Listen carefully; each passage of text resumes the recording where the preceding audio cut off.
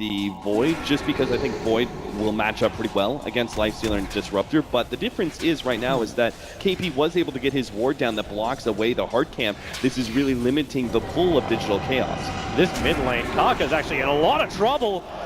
The prep was being worked so hard by Misery. That's like from 5v5 into 4v5, and Newbee had that advantage too. KP. Oh yeah, with the Scarabeels coming out, KP, there's extra help coming in from Misery, and maybe they can hold him in position. Yep, they will.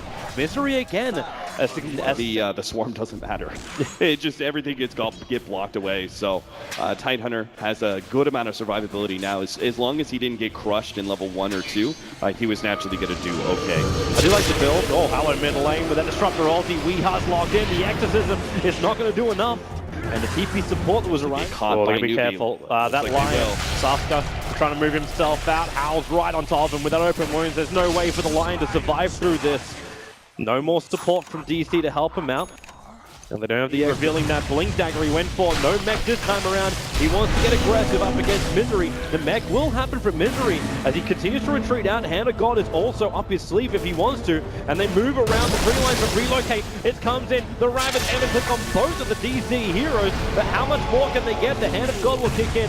Tusk is finally going to go down. And Misery will join him to the Ravage committal. It does work for him. Resolution, well, he's going to get locked in. The Panic Storm. Resolution can't get himself away. Digital Chaos. They end up giving 3 hero kills over to Newbee.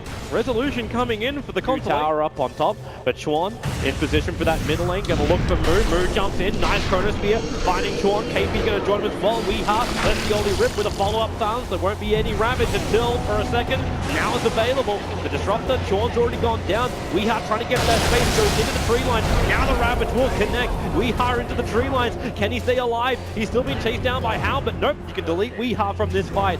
There's still a chase going on mid lane with Misery being chased down by Moo. There's too much slow with the Viper Strike as well. Misery's got a mech charge, doesn't even expend it. He accepts the fact that he's dead. And Newbee, they are just so strong here. That pickoff did not come working for you. The only issue is you just didn't see inside the trees. So you couldn't inflict the damage from the Lion. That Finger of Death took a little too long to get out. And now Moo, okay, well Chuan, they still have the vision and they glimpse him straight back into that ultimate. So Moo trucks in here with KP. They're going to relocate down towards this as well. So Moo will die. It really fits with their playstyle of wanting to be able to fight. Oh, Misery, goodbye. Really nice knowing you. That's the infest inside the Tidehunter. So Misery just gets very easily picked off. It was the anchor smash. So they do have an idea that Roshan is being done right now. Tusker, they know that Chuan's in the tree line. So they're going to go for the sub Finger of Death. They find the kill quickly. Roshan's already died, however. So you get the kill over on Chuan. But Aegis the Immortal gets picked up by the Lifestealer, so he's not just tanky, he is now immortal. Oh my, okay, well this Newbee Lamp is still going to kill us all. There is absolutely going to be a point in time where Digital Chaos can win 5-man fights, but it's going to be super late lane game at this point. Glimpse back over, and now it's going to be Moo who goes down. Because at this point in time, behind, burst him down with a Finger of Death, and then surround the Viper, who's tanky as all hell, but won't be able to have an escape mechanism. This could actually work out really well, but we'll see. Thanks to the Observe what they had, they know that you actually have Kaka behind, and there it is. Yep, they jump in, they find Kaka. Chen's gone down in the meantime to Misery, so maybe this isn't the best trade-off. They need to find that core. They need Moo to die on bottom lane at the same time. The tier 2 tower's being pressured, and they're having to chase a long, long way to find Moo. Weeha will finally send him up with that Yule Scepter, and with the extra support coming in from Lion, it will be 2 heroes gone, but bottom lane, you still have issues. It's Hal beating into that bottom tower, doing terrible, terrible damage, bringing it down by 50% already, and nothing's really going to stop him. What's Resolution going to do? They can move out, they can maybe gank up and track down anything. Now it's a bit too late, and Newbee will be able to get their 5-man right outside the tier 3 range. Hal just keeps beating into it. He doesn't care as long as he's got the Aegis Immortal bottom lane. They find Lion. So say goodbye to your burst damage. Moo jumps out. He finds KP, but that damage is so minimal. They'll force him away. So KP will survive. Weeha, Yule sets us up defensively. The Finger of Death will not get off KP. They'll let the Ravage go, catching up 3 of DC. Still walking away. KP will survive. The Dark Rewave's giving him the vision.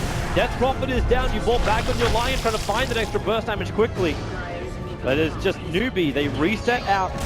KP's not a healthy man, but you don't care. You got Hal on the front lines.